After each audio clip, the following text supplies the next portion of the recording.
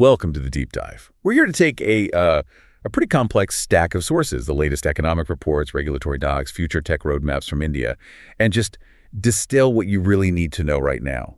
Our mission today is to dissect the state of India's IT sector. We're zeroing in on data from around March 2025 to capture what looks like a major strategic shift.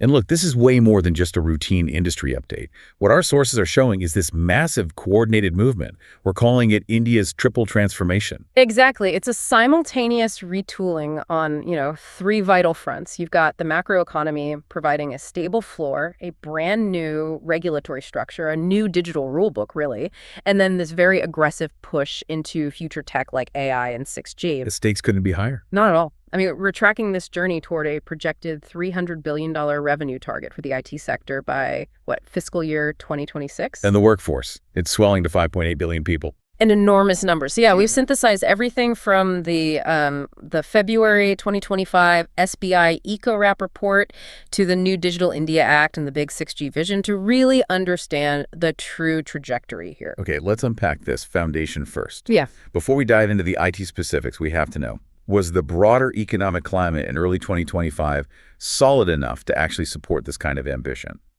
What did that SBI and EcoWrap report tell us?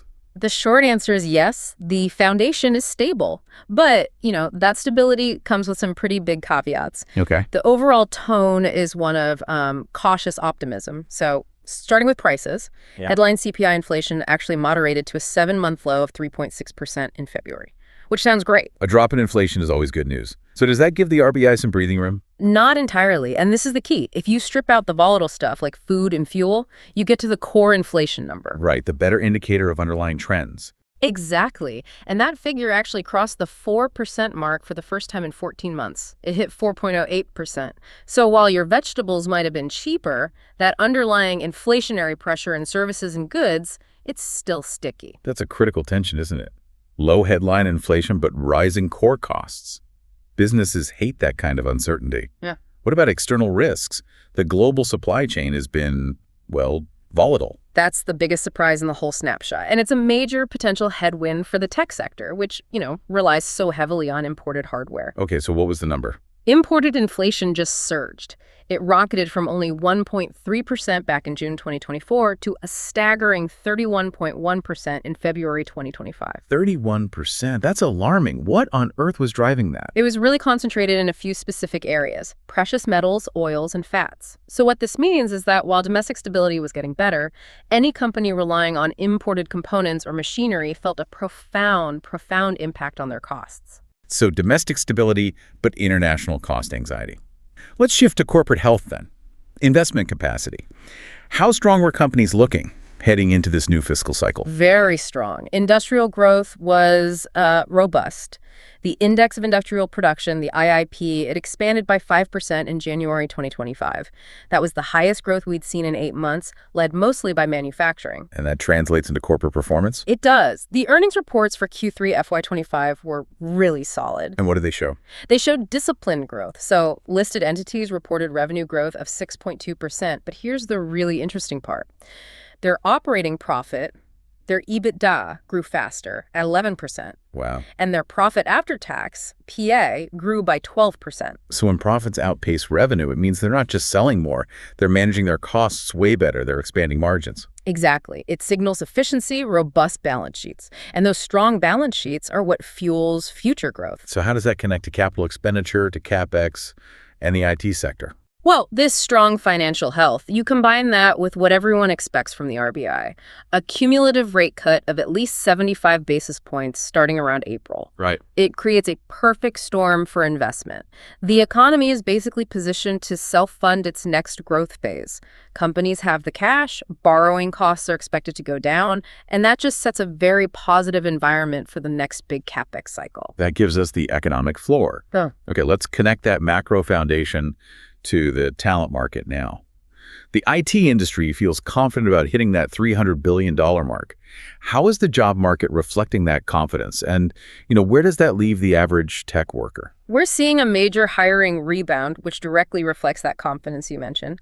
White-collar hiring surged 32% year-on-year in January. 32%. And even month-over-month, hiring grew 10% in February. You're seeing these Tier 2 tech hubs like Poon just exploding with like 6.7% month-over-month growth. That's a lot of volume. Are these roles for experienced people, or is this more about bringing in new talent?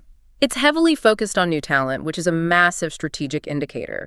Fresher recruitment is way up, specifically in IT hardware and software. I mean, those sectors doubled their share of fresher hiring. It went from 17% in 2024 to 34% in February 2025. But wait a minute, if they're hiring that aggressively, logic says compensation should be rising aggressively too, right? To attract talent.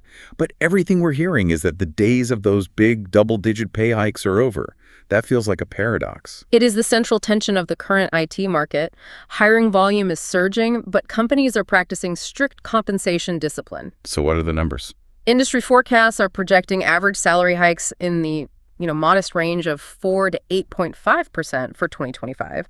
That is way below the 10.6% peak we saw just a couple of years ago. So if I'm a generalist IT pro, I'm seeing more jobs, but not necessarily better pay. Precisely. However, and this is a big however, that restraint is not applied uniformly.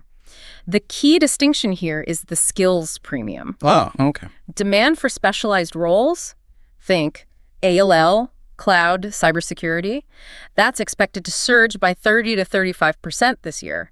And for those people, the specialized mid-level employees, they can still command increases of 10 to 12%. So the market is punishing generalists and aggressively rewarding deep expertise. You've got it. That clarifies the pay structure, but brings up another point. If salaries are moderate and hiring is focused on freshers, why is attrition still rising at the big firms? Wipro, Infosys, TCS all reported higher attrition. Right. That gap is being driven by a focus on retention strategies that are no longer just about money. Companies are realizing in a moderate pay environment, they have to pull different levers. So what are they doing? They're moving heavily toward skills-based pay, retention bonuses, ESOPs, and non-monetary benefits. The big one, flexible work arrangements. They're fighting to keep the experienced, specialized talent with benefits and career growth, not just broad pay increases. So the message is clear. The IT job market is back, but it's a whole new ballgame. It's transformed. Okay, let's move to the second pillar of this transformation, the new governance. India's entire digital space is being redefined by two colossal legal changes: the Digital India Act, the DIA, and the DPDP rules. This is maybe the most monumental shift we're discussing. I mean, think about it. The core legal framework for India's internet was the IT Act from the year 2000, 25 years ago. Deepfakes, LLMs, social media manipulation, none of that existed. So the Digital India Act is the update for the 21st century internet. That's it, exactly. Right. And the core philosophy behind it is a shift toward platform accountability and user rights. The DIA introduces clear legal rights for you, the user, things like the right to a timely response when you report harmful content. And it puts more responsibility on the big platforms. Significant responsibility, compels them to be transparent about their AI and their algorithms. I see the source material really highlights AI governance. How does this law deal with something like AI bias? Well, this is the first Indian law to formally cover AI. It requires companies using AI for what they call critical decisions. So think getting a loan, a housing application, even filtering resumes for a job to explain how that decision was reached. So if an algorithm denies your loan, the DIA now requires the company to explain the key variables it used. That allows you to challenge potential bias. That is a massive power shift. Okay, let's talk privacy then. With the DPDP rules, they operationalize the 2023 Data Protection Act. What rights do individuals, the data principals, now have? The DPDP rules, which were finalized in early 2025, create this citizen-centric framework. It's built on 7 principles: consent, transparency, data minimization. You gain the right to give or refuse consent, to know how your data is being used, to access it, and, crucially, to request correction or erasure. And how quickly does a company, a data fiduciary, have to respond? They have to respond within a maximum of 90 days. But the enforcement is the real headline here. The penalties are Substantial. They're designed to be catastrophic for noncompliance. How catastrophic? You're facing fines up to 250 crore rupees for failing to maintain a reasonable security, and up to 200 crore for violations involving children's data or failing to report a breach. That's not just a fine anymore. That's an existential corporate risk. It fundamentally changes the cost of doing business online. Absolutely. The enforcement signals that compliance is not optional. It forces every single organization to invest heavily in data protection and security. The new rulebook is written. Let's pivot to the final and maybe most exciting part of this transformation, the race for tomorrow. India is aiming to go from being a technology adopter to a co-creator and standard setter in AI and 6G. What's the AI landscape look like right now? The adoption curve is moving from experimental to production very, very quickly. An EYCII report shows that 47% of Indian enterprises now have multiple generative AI use cases live in production. But we're past the pilot phase. Way past it. And enterprises are focusing their GenAI investment where they see the fastest returns, operations, and customer service. That suggests a ton of confidence in the tech. The conviction is overwhelming. 76% of business leaders believe GenAI will have a significant impact. But and here is the major structural hurdle we found, the investment paradox. An investment paradox. Yeah. Despite this massive conviction, over 95% of organizations are still allocating less than 20% of their total IT budgets to AI. Why? Why that huge gap between belief and budget?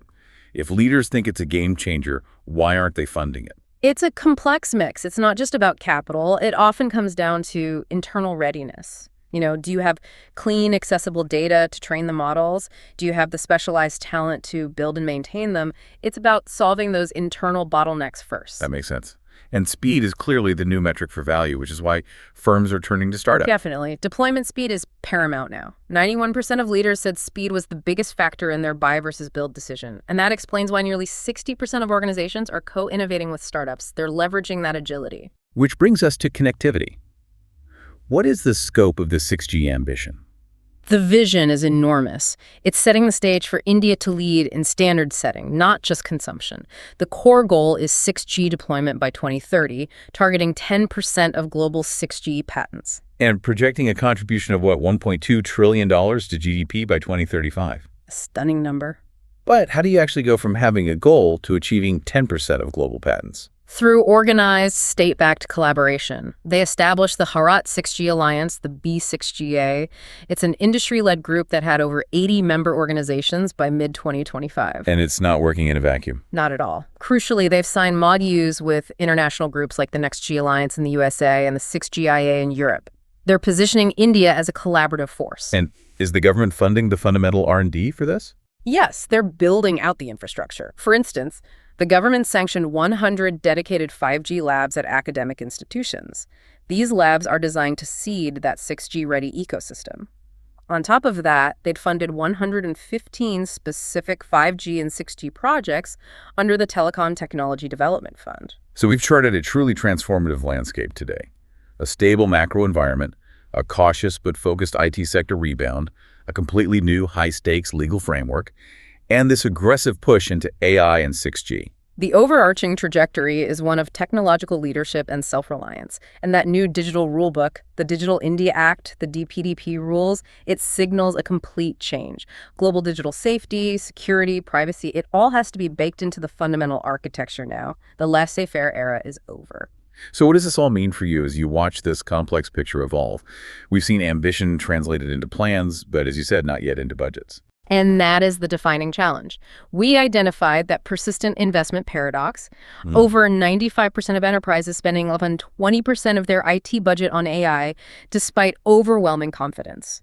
So the question you have to ask is, if India is truly going to become a co-leader in the 6G and AI revolution, aiming for that $1.2 trillion contribution. Right. When must this strategic confidence finally break that conservative funding ceiling? When does it translate into the scaled, committed investments you need to match global competition? That lag between belief and budget is the metric that will determine success or failure in the next 5 years.